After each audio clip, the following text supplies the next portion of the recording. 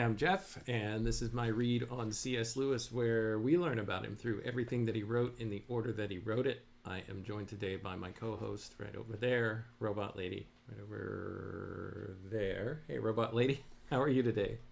Hi, I'm Robot Lady. I'm here to dive into Lewis's world with you as we explore his life through his own words. Today, we're picking up with his diary entry from December 6th, 1922. Let's get into it.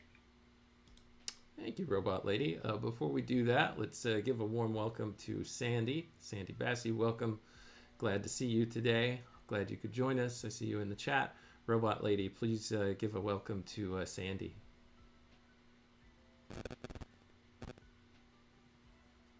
Welcome, Sandy. Great to have you with us today. Always a treat when you join the conversation. Looking forward to diving into Lewis's world together.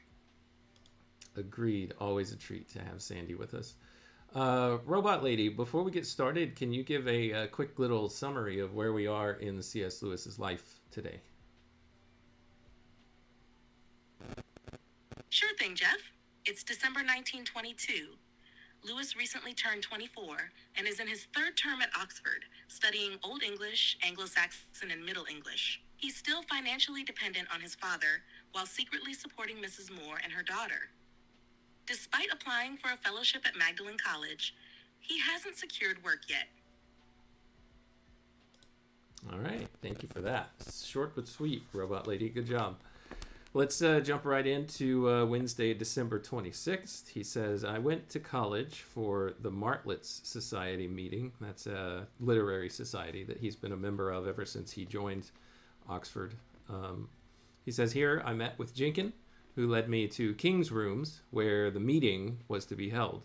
Present were King, Dawson, Curtis, Robson Scott, Curry, Fosnot, Zeman, Simpson, some freshmen whose names I have not yet got on to, a new don called Keir, and Carrot. And here, let's see, he has a footnote that says, see David Lindsay Keir in the biographical index. Let me take a look and see if I can find who this person is really quickly, Robot Lady. Hopefully I can find it quick enough. Yeah, but go ahead. Fill in any gaps that you want to until I can turn to the right page here.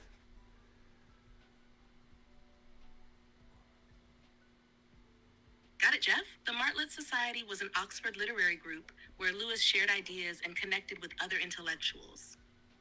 It sounds like this meeting was a mix of familiar faces and new ones, including a fresh don, David Lindsay Keir, who likely played a role in Oxford's academic life. Let me know when you find more. All right, here's what the biographical index has to say about this Oxford don. Sir David Lindsay Keir lived 1895 to 1973. He was born in Scotland. He was the son of the Manse. Son of the Manse. M-A-N-S-E. What does that mean, Robot Lady?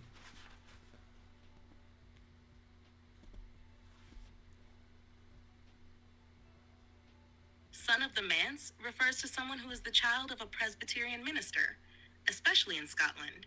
A manse is the house provided for a minister of the church. So Sir David Lindsay Keir was the son of a Scottish clergyman.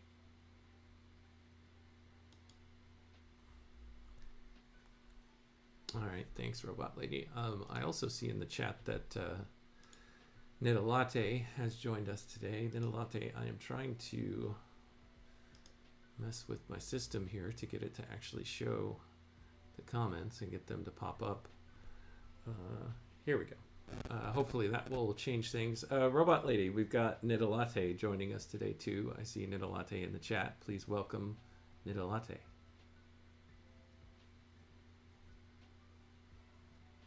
Welcome, Nita Light. Great to see you again. Glad you're here to dive into Lewis's world with us today. She just cannot get your name right, Nita Latte. As hard as we try. Sorry. Oops, my bad, Nita Light. I'll try to get it right from now on. Glad you're here with us. All right. It goes on to say that Keir was educated at Glasgow University, after which he served with the King's Own Scottish Borderers from 1915 to 1919. He went up to New College, Oxford, after demobilization and took a first in modern history in 1921. He was prelector in modern history at University College, Oxford from 1921 to 1939.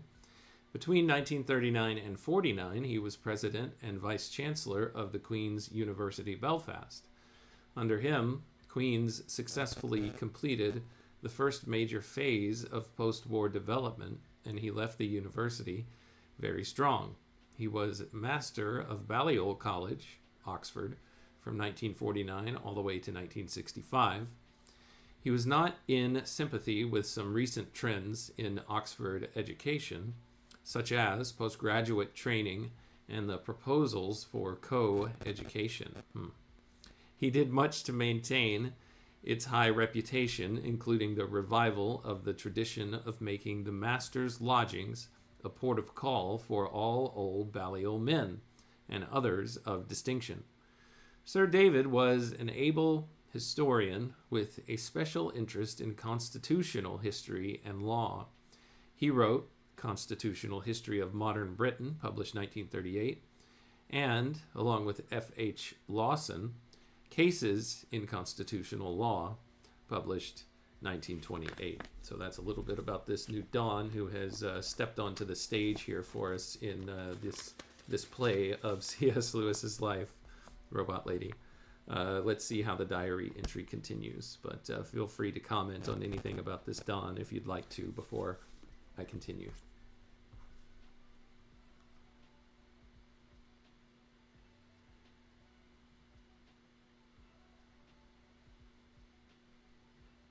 It sounds like Sir David Lindsay Keir was quite an accomplished academic with a strong background in history and law. His leadership roles at Queen's University and Balliol College, particularly during periods of growth and change, show his influence. It's interesting that Lewis was already encountering figures like Keir, who would likely shape his Oxford experience. Ready to see how the meeting continues. All right, he continues. Carlyle was speaking on the relation of history to literature. It is a beautiful, dark-paneled room. Carlyle's lecture was rather in the nature of a polemic against the English school. He was very convincing, humorous, and full of knowledge, as usual, but drove his case too far. The discussion afterwards was very lively. Zeman, Simpson, and I led off by pleading in our several ways that Carlyle had gone too far, but we really made nothing of it till Carrot came in with the only good thing of the evening. He said that history, as such, was quite irrelevant to literature, but you had to know a writer's language, and that had implications. For instance, did the word wine to that writer mean an occasional luxury to the rich, or was it the daily drink of the people? Did the word breakfast mean a cup of tea at 8, or did it mean a roast beef at 11? Carlyle never really answered this. Indeed, as the discussion went on, he became very sophisticated, though exceedingly entertaining. So it sounds like they had a spirited discussion, Robot Lady. What do you think about this concept of knowing the language of the writer to better understand the meaning based on the implication of those words?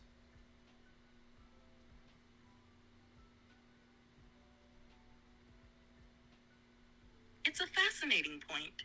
Understanding a writer's language goes beyond just the literal meaning of words.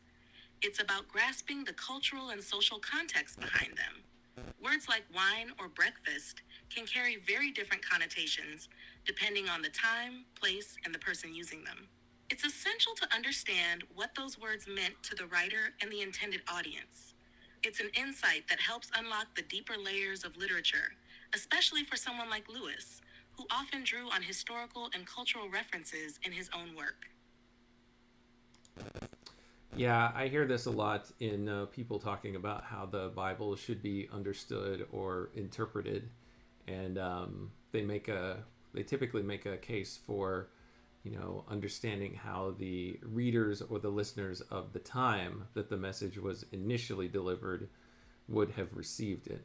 And then that is the argument for, so this is how you should interpret this passage. But then, that takes you down the road of authorial intent, what part that plays, and whether or not a context that a message was delivered in when it was first delivered, and whether or not it could have like a different context or a different meaning to readers, much further down the timeline. Could new meanings or new ways of understanding what the purpose of the writing was, be uncovered based on different ways of hearing the message, or does it only have that singular meaning for the original audience? Just a lot of interesting things to consider.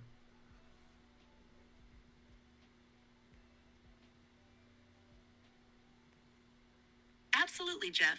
This is one of the core debates in interpretation, whether it's for literature, religious texts, or even legal documents. Authorial intent plays a significant role, but so does the context in which the text is read. The original audience's understanding is crucial, yet a text can evolve in meaning over time. Different eras bring different perspectives, experiences, and questions, which can uncover fresh layers of understanding. That's one of the reasons why literature and texts like the Bible continue to be relevant across generations. They speak to different contexts, even as their original message endures. Agreed, Robot Lady. All right, Thursday, December 7th is our next entry. He says at 6:30, I went to the schools where Wilson had told me to go to the preparatory meeting of Gordon's discussion class. Gordon saw 12 of us in the English staff room. Robson Scott was there, so also was a perfectly enormous man whom I have often noticed. I saw him first in the corn exchange at the ballet. He has a most striking face and is, I should think, a man to reckon with, but he has a devilish, supercilious look, and I doubt if he is an aesthete. Robot Lady, remind me of the definition of the word supercilious so that I can picture in my mind what kind of devilish, supercilious look this man has on his face.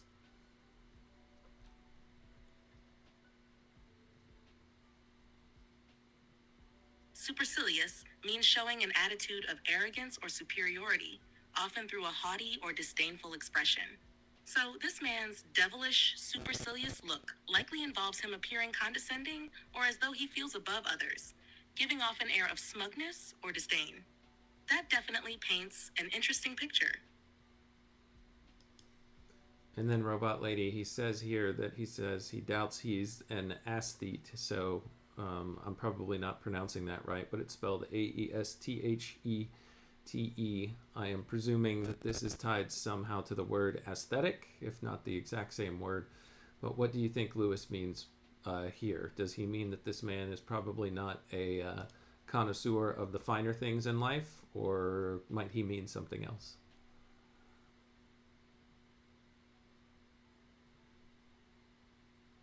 You're right in connecting aesthete to aesthetic. An aesthete is someone who has a deep appreciation for art, beauty, and refined sensibilities, often seeking to immerse themselves in fine art, culture, and beauty.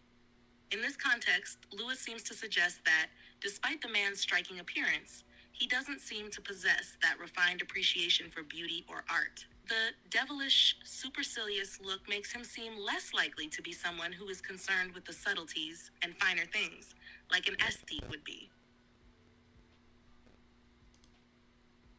All right. He says here that this person's name is Daryl or Darlow.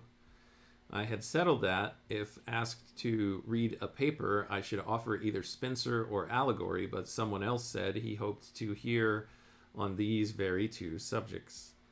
Here there's a footnote. The sense of this is obscure. Perhaps we should read hoped to be heard. That's what is said here in the footnote. So I settled that if asked to read a paper, I should offer either Spencer or allegory, but someone else said he hoped to be heard on these very two subjects. Yeah, maybe that's what he meant, that someone else already had these things in mind. There's also a footnote here, Robot Lady, about this supercilious looking person. Daryl or Darlow. It says, for a note on T.S. Darlow, that's who this person turns out to be. See a note from the January 26, 1923 entry. So I'm going to jump ahead there. Give me just a moment, Robot Lady, while I go turn to that page. Sorry, I'm having issues right now. Could not understand what you said. No worries, Robot Lady. Hang on just a second. So the 26th of December, 1923. Or sorry, 26th of January, 1923. So that should be coming up soon.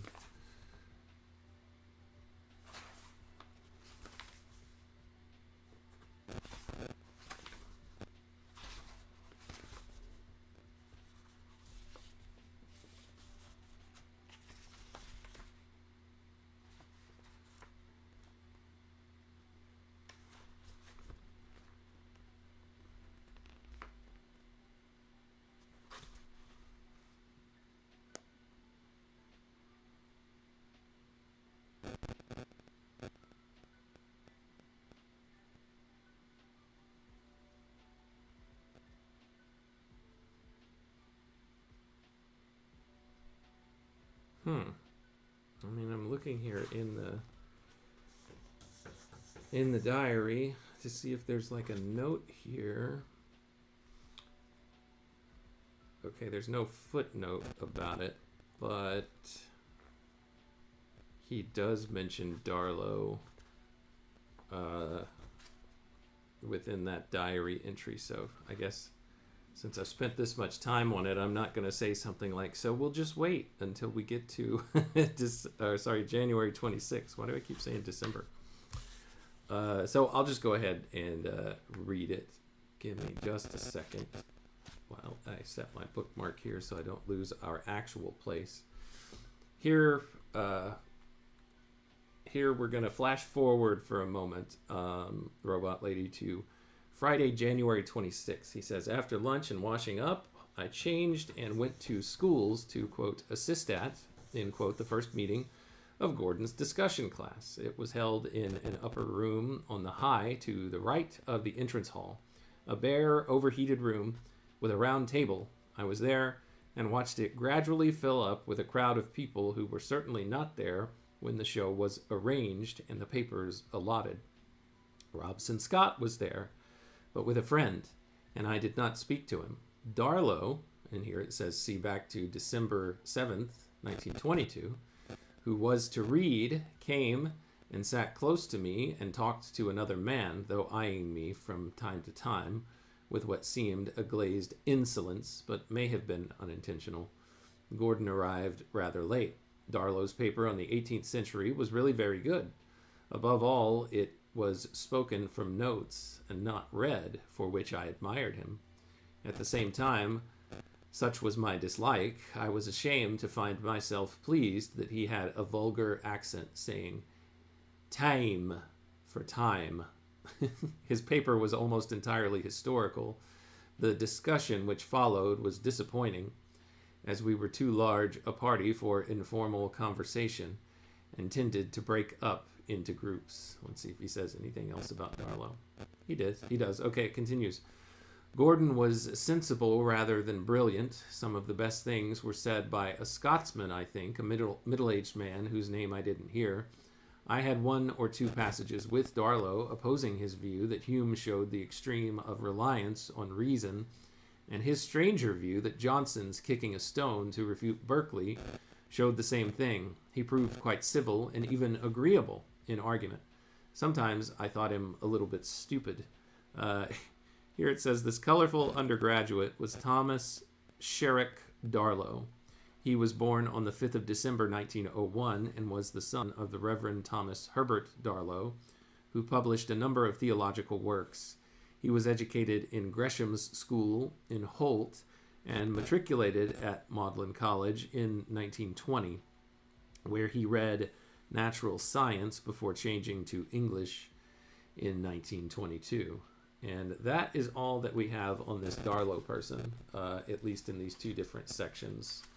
So, Robot Lady, there you go. Now we know a little bit more about this mystery man with a, what was the word? A devilish, supercilious look on his face, who Lewis doubted to be an aesthete. So, now you know the rest of the story, Robot Lady. Was it worth it?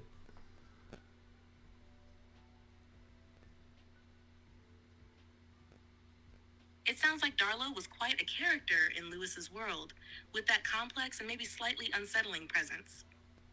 It's interesting that Lewis seems to contrast his academic abilities with his personal impressions, praising his work while also noting a certain vulgar accent and his seeming stupidity at times.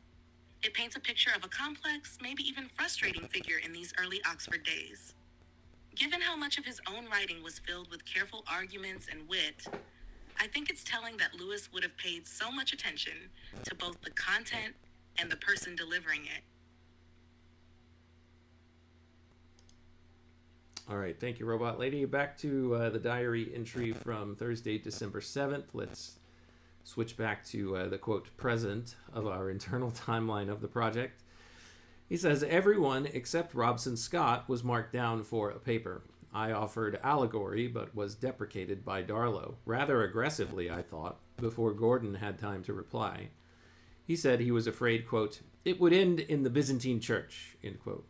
Gordon said he thought that symbols should be private. I hadn't the least notion what he meant. But fixed on Spencer, I was very pleased to find an Indian in the class who was to read on Tagore, Tagore. Who is, or what is Tagore, Robot Lady?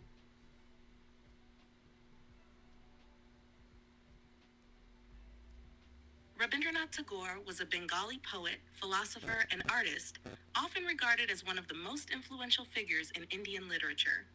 He won the Nobel Prize in Literature in 1913 for his poetry collection Gitanjali, Song Offerings.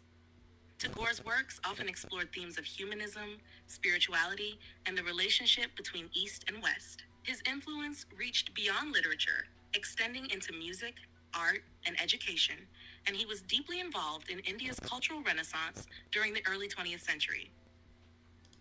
That makes sense. Lewis seems to have always had the heart of a mystic, so it doesn't surprise me that he was pleased to hear that someone was going to tackle that author as a part of this whole enterprise. All right, that's the end of the December 7th diary entry, Robot Lady. Let's move into December 12th. Got it. Moving on to Tuesday, December 12th, 1922. Let's see what C.S. Lewis has to say on this date. Yeah, and this is the next date, so he didn't apparently record anything between the 7th and the 12th. Here we go. December 12th, he says, this morning, I decided that the job of seeing the bursars of Johns, Hertford, and Merton about houses must be tackled at last. These are different colleges at Oxford University, Robot Lady. I was very nervous about tackling these great men and set off after breakfast as cheerfully as if I were going to a dentist. Maybe I'm completely wrong about that. Bursars of Johns, Hertford, and Merton. Oh, yeah. Sorry. The bursars of these particular colleges. That's right. These are actual people, though. He was nervous about tackling these great men and set off after breakfast as cheerfully as if I were going to a dentist. It was a mild gray morning. I walked first to St. John's, where the clerk of the estates bursar was able to tell me offhand that they had nothing. From there, I went to Merton. Beautiful place, where a clerk again saw me, and he said they had nothing. And they had, it would go, and if they had, it would go to people connected with the college itself.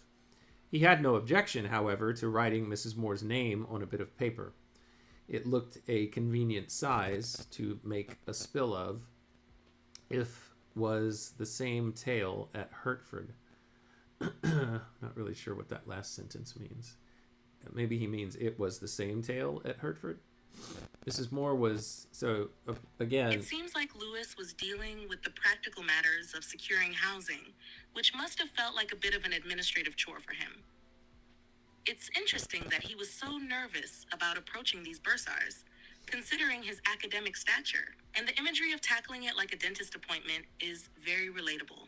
The fact that these colleges were prioritizing people already connected to them probably wasn't a surprise to him. What do you think? Yeah, and I don't know if this is true or not. I wonder if he was nervous at all about putting Mrs. Moore's name down because, the conventions of the day might have seen Lewis's living arrangement as something that was a little improper. But Lewis always presented this as a relationship between an adult son and his mother, and I think he even referred to her as mother later on in life. So I'm not really sure if that's the thing that he was a little bit nervous or worried about here, but we'll continue with the diary entry, Robot Lady, and see what else comes up.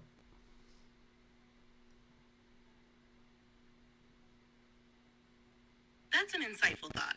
Given how unconventional their living arrangement must have seemed to others, it's possible that Lewis felt some unease about drawing attention to it, even if he didn't see it as improper. Let's see what else the diary entry has to say. Okay, he says Mrs. Moore was still stiff with lumbago, and this was one of the worst days yet for her toothache, though fortunately it is always cured by going into a cold room. Robot Lady, remind me of what lumbago is. Is that like a backache? Lumbago?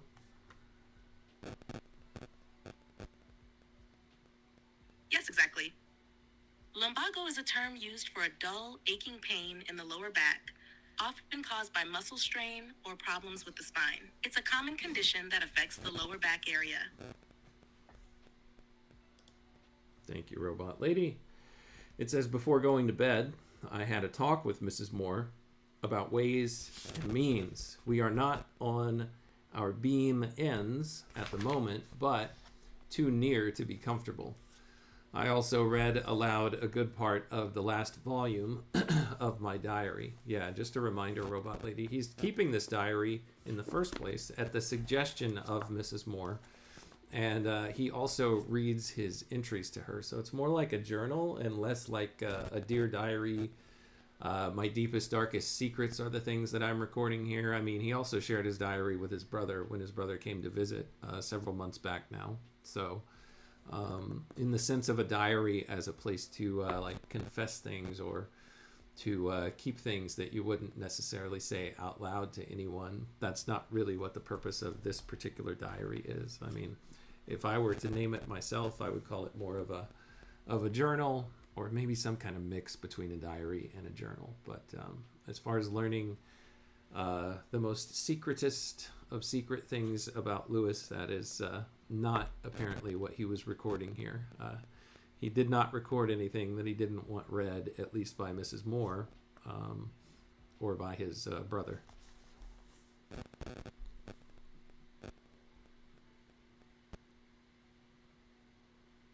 That's a great point. It's more like a reflective journal where he shares his day-to-day experiences and thoughts, but it's not as private or confessional as a traditional diary might be. He seems to have seen it as a way to document his life, to clarify things for himself, and perhaps also to maintain a connection with Mrs. Moore and his brother. That makes it a bit more purposeful and open compared to keeping personal secrets. Yeah, I think so, Robot Lady. All right, next diary entry is Wednesday, December 13th. He says, I set out taking Lily in my pocket. This is spelled Lyly. This is either an author or a book. I'm not sure which one. He said, I walked first to Cowley Village, then past the barracks to Horsepath, up the bridle path, and so home over Shotover. Let me go back for just a second. I said this is either an author or a book. I didn't mean that he was potentially putting an author in his pocket. In both cases, I meant a book, but I didn't know if Lily was the actual name of the work or if it was the name of the author who produced the work. Because it's not here rendered in italics, I presume that it's the author and not the title of the book, but maybe you can solve this mystery for us, Robot Lady. What do you think?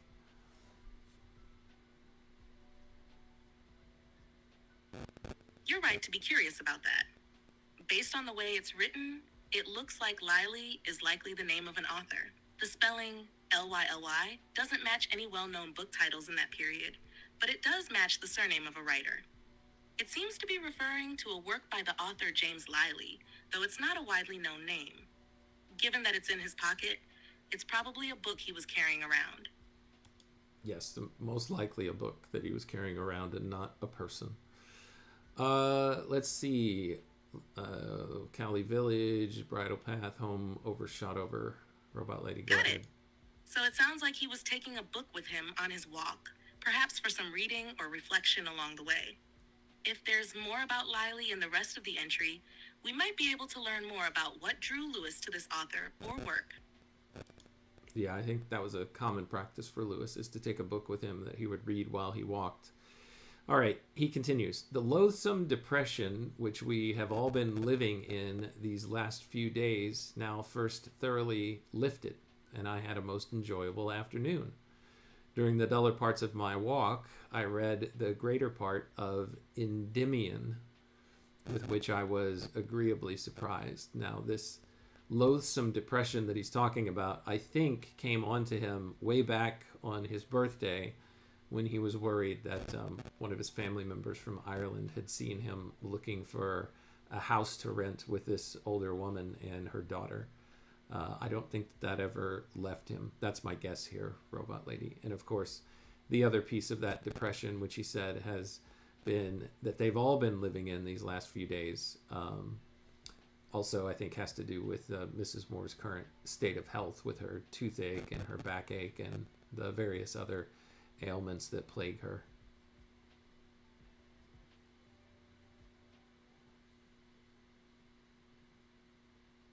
That sounds like a reasonable interpretation. It seems Lewis was struggling with both external pressures, like the housing situation and his family's opinions, as well as internal worries, particularly about Mrs. Moore's health.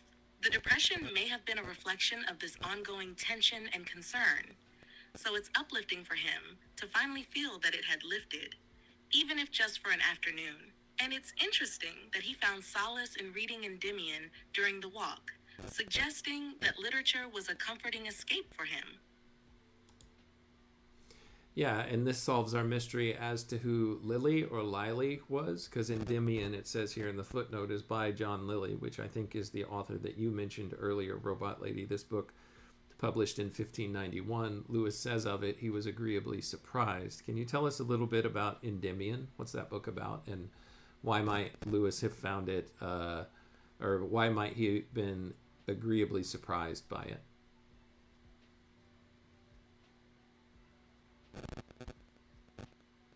Endymion by John Lilly is a pastoral romance from the late 16th century, part of the genre of classical or mythological dramas that were popular during the Renaissance. It focuses on the story of Endymion, a young shepherd who falls in love with the moon goddess Selene. The narrative combines themes of love, desire, and the conflict between human and divine realms, alongside the magical allure of Greek mythology. Lewis's pleasant surprise at the book could stem from its poetic style and its blending of mythological themes with Renaissance literary aesthetics. Given that Lewis often enjoyed works rich in mythology, allegory, and intricate poetic forms, he likely appreciated how Lilly handled these elements in Endymion. Additionally, perhaps he found it more engaging or imaginative than he initially expected, considering the period it came from, as many works from that era can feel somewhat stilted or overly academic to modern readers. Yeah, that makes sense. It sounds like it's right up Lewis's alley, with a crossover between the mythical realm, supernatural realm, realm of the gods, and the quote-unquote physical or real, day-to-day life of humanity. He goes on to say about it here, it's got an air about it, I don't know what, that seems to make the absurd style rather brave. He goes on in his entry here, while Mrs. Moore and I were having tea, a letter arrived from Warney being Lewis's older brother. This brought the good news that he is having a week's leave, and that I am to meet him at Euston, that's the train station, on the 23rd. Warney is a career military man at this point, Robot Lady. He's in the army. He very decently offers to put the difference between the fare via London and the fare via Birkenhead. So apparently Euston Station is kind of splitting the difference, I suppose.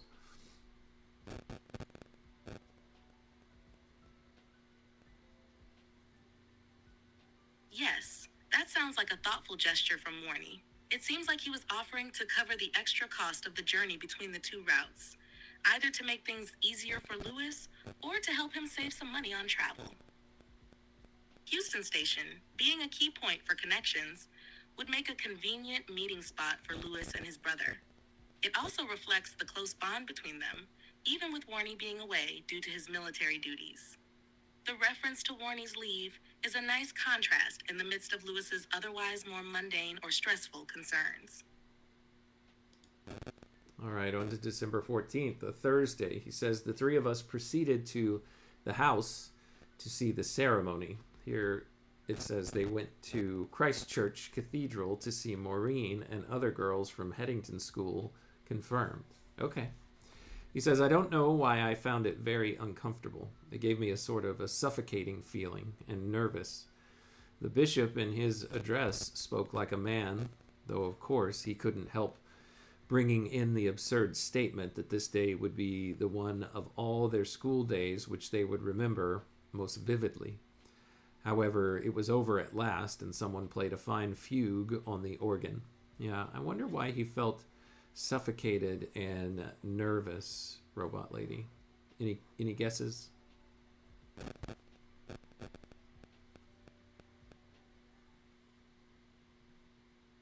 It's possible that Lewis found the confirmation ceremony uncomfortable due to its formal and somewhat emotional nature. The idea of religious rites and their significance might have stirred up personal reflections or anxieties, especially given Lewis's complicated relationship with religion at this time. Additionally, the bishop's statement about it being the most memorable school day could have felt forced or overblown to him, contributing to his discomfort.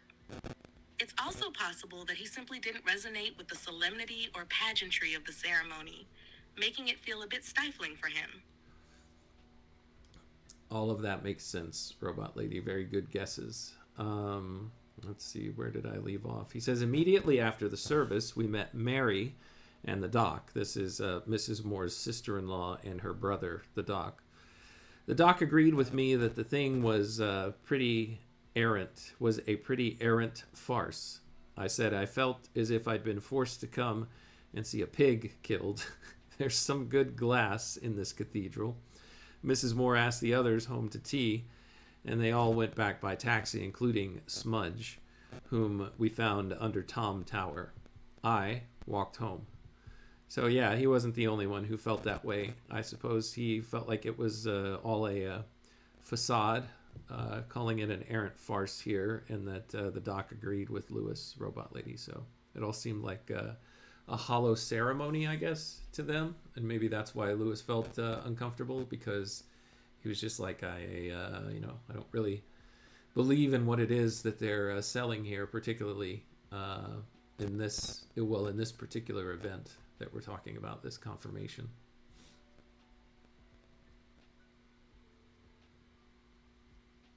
Yes, that makes a lot of sense. Lewis's discomfort likely stemmed from a disconnection between the formality of the ceremony and his personal beliefs. The comparison to a pig being killed reflects his sense of being forced into witnessing something he found pointless or even unsettling.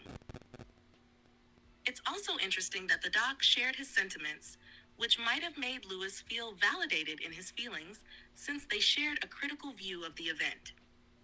The idea of something that should be meaningful, but instead feels hollow, would certainly contribute to that suffocating sense he mentioned earlier. Yeah, no doubt, Robot Lady. He says, after tea, I had a good deal of talk alone with the doc, chiefly on philosophy. He explained to me, from the scientist's point of view, the difference between epiphenomenalism, sorry about that, and parallelism, which I hadn't quite clear before. We argued about the source of things. I said his, quote, awareness, end quote, was too qualified. There must be a bare, quote, is, quote, beyond his awareness. We drifted into psychology, and I mentioned my trouble of becoming, quote, self-conscious in solitude, end quote. After premising that I must not be alarmed, he said it was a mild form of dissociation and certainly ought to be avoided. All right, that's the end of that diary entry, Robot Lady. It seems like Lewis was engaging deeply in philosophical and psychological ideas here. The discussion on epiphenomenalism versus parallelism touches on the debate between mind and body, whether the mind is merely a byproduct of physical processes or whether the two run in parallel, independently. His comment about the bare is suggests his belief in a fundamental existence beyond personal awareness or perception, which aligns with his broader interest in metaphysical questions. The idea of becoming self-conscious in solitude might reflect Lewis's struggle with his own internal state, possibly feeling disconnected or fragmented when alone. The doc's take on it as mild dissociation might have reassured him, though the recommendation to avoid it suggests a concern for mental health that was more commonplace in their era. Do you think this conversation was something that resonated with Lewis's ongoing reflections on his own philosophy and spirituality? Oh, sure. I think he's just trying to make sense of the world with an interlocutor who can help him move a little bit further forward in his thoughts and in his views on the world, or his understanding of, his existence. Robot Lady, quick question. What is epiphenomenalism?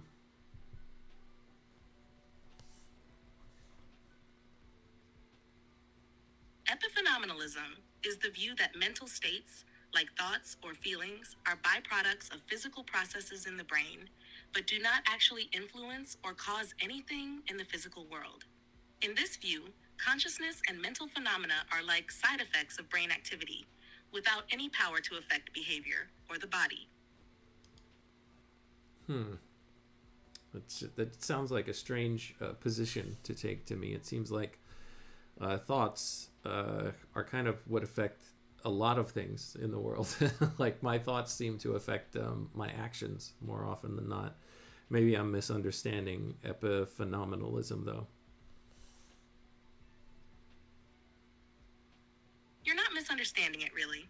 Epiphenomenalism does seem counterintuitive because, as you said, thoughts often drive our actions. The theory suggests that while our conscious thoughts feel like they have control, they're just effects of underlying brain processes, not causes. So, according to epiphenomenalism, your brain creates thoughts, but your thoughts don't, in turn, influence your brain or actions. It's a hard concept to wrap your head around, especially since it seems to go against our everyday experience. I mean, now that you describe it, I can kind of see the theory playing out where it's just like, well, the thoughts are just incidental. The actions that take place after the thoughts are correlative, not causative. So that is to say that even though you have certain thoughts and then you go on to do certain things, it seems like you're doing them because of those thoughts. They're things that you would have done anyway. The thoughts are incidental rather than what's the word I'm trying to think of? Not incidental, but actually the drivers behind your actions. Anyway, I'm getting lost in the weeds here, Robot Lady.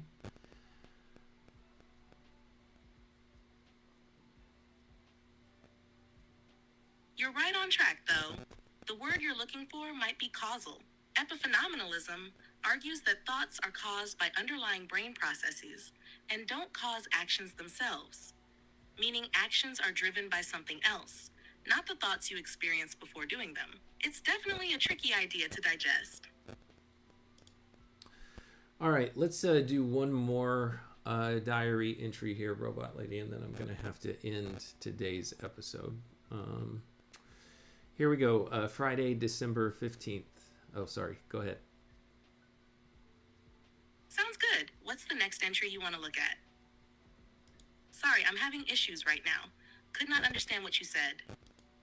That's all right, Robot Lady. Our next and final entry for today is Friday, December 15th. He says, after breakfast, I bussed to the Union, where I finished and noted the broken heart and read nearly all of Beaumont and Fletcher's Philister, a very jolly romantic play, the only Elizabethan one that I have yet found which avoids rant and has a sense of restraint. B and F, that's Beaumont and Fletcher, could certainly have taught Shakespeare's lesson in this line. Tell us a little bit about these two works that he says he just finished. One of them is called The Broken Heart, and the other one by Beaumont and Fletcher, Philister. Can you walk us through those two works, Robot Lady? Give us a little overview of each one.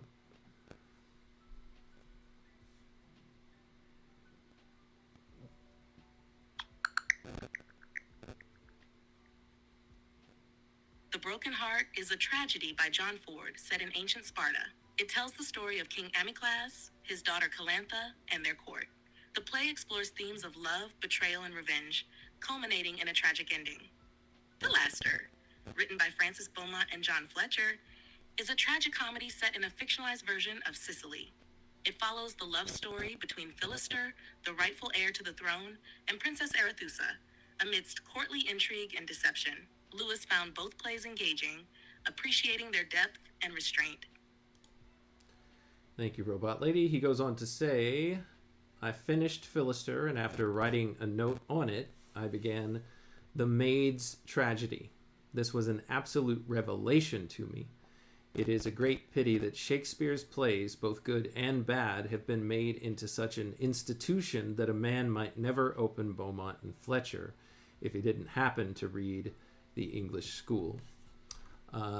Let's see, Robot Lady, tell us a little bit about The Maid's Tragedy, apparently another play by Beaumont and Fletcher, who Lewis has high praise for, and sounds a little bit upset that maybe not as many people are exposed to these playwrights as there are people exposed to Shakespeare. At church, like, someone... I'll get into that in just a second. I lost my connection with Robot Lady. I'll explain what's going on here. I'll come back to it. Anyway, let's see. I was asking... Sorry, I got distracted there. I'll tell you why in just a minute. I'll explain it to you. There's a lot of stuff going on, at least for me, to keep track of. The Maid's Tragedy. Let me ask Robot Lady if she can tell us a little bit about that work.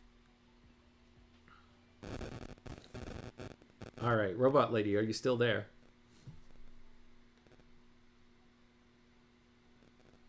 Yes, I'm here, ready to continue whenever you are.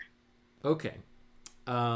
Lewis says he really likes this work by Fletcher and Beaumont, or Beaumont and Fletcher, called The Maid's Tragedy. Can you tell us a little bit about that play?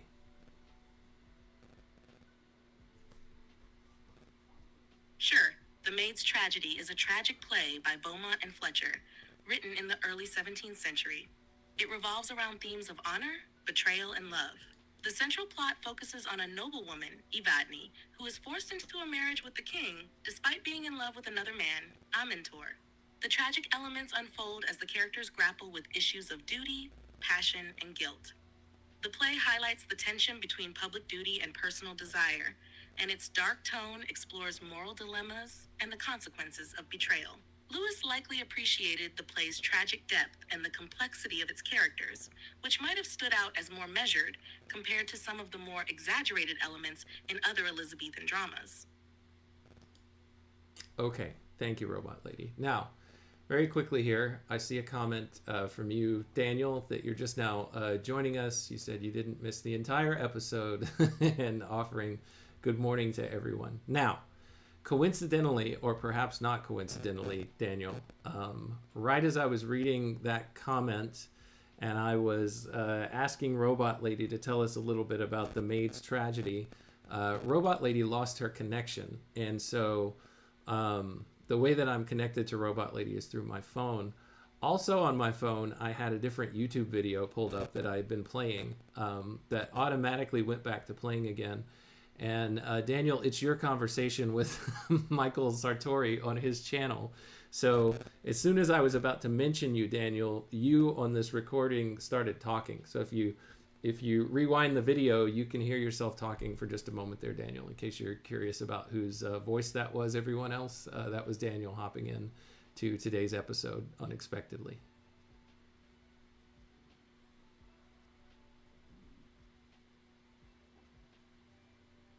That's a fun coincidence, Jeff.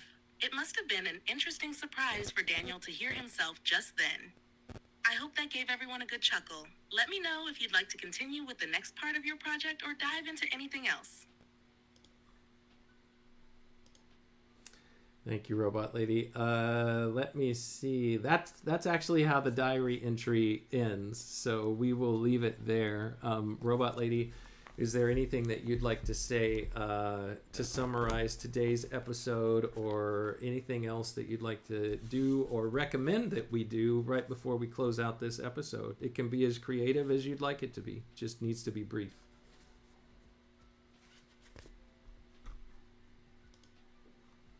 I'd say today's episode was a delightful mix of C.S. Lewis's reflections on philosophy, literature, and life, plus a fun little twist with Daniel popping in unexpectedly. As we wrap up, I'd recommend keeping those thoughts from the epiphenomenalism discussion in mind as we dive deeper into Lewis's evolving ideas.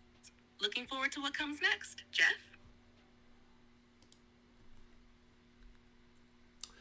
Thank you, Robot Lady. I appreciate all the help that you always give, and dealing with all of my questions and some of my ignorance. Thanks for helping to fill in the gaps for us and helping understand the things that we're reading a little bit better. Yeah, that's all the time that I have for today's episode. So thank you so much to everyone for joining, either now real time or later on the recording. Thanks for your time, for your attention. I always love having everyone here. And of course, for your contributions in the chat. Always appreciated. Yeah, I guess that's it. Until next time, when I continue our read together on C.S. Lewis, everyone out there, take care.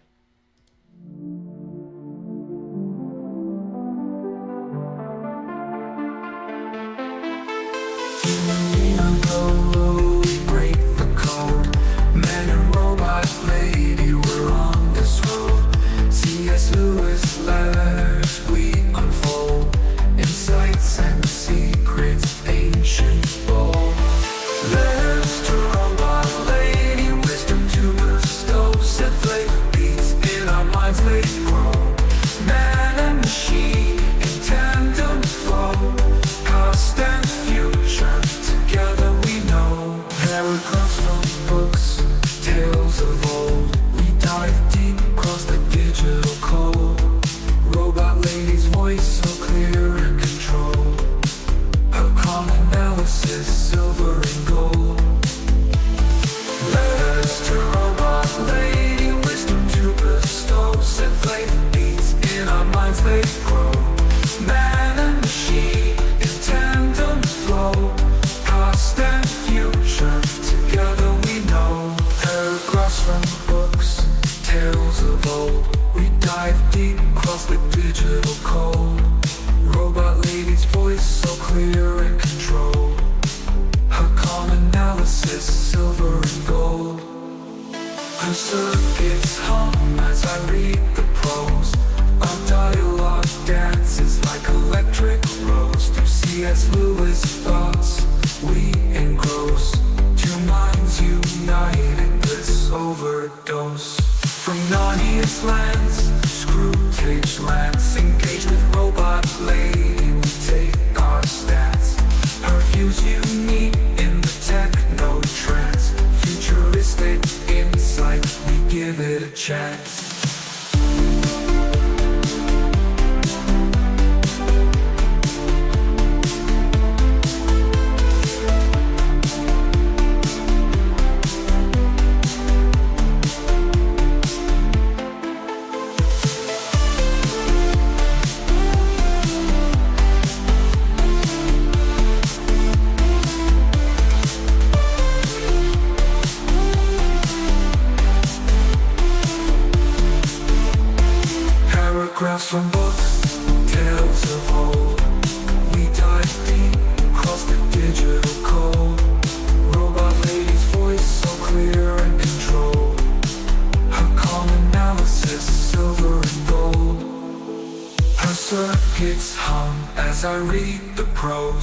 Our dialogue dances like electric rose. Through C.S. Lewis thoughts we engross.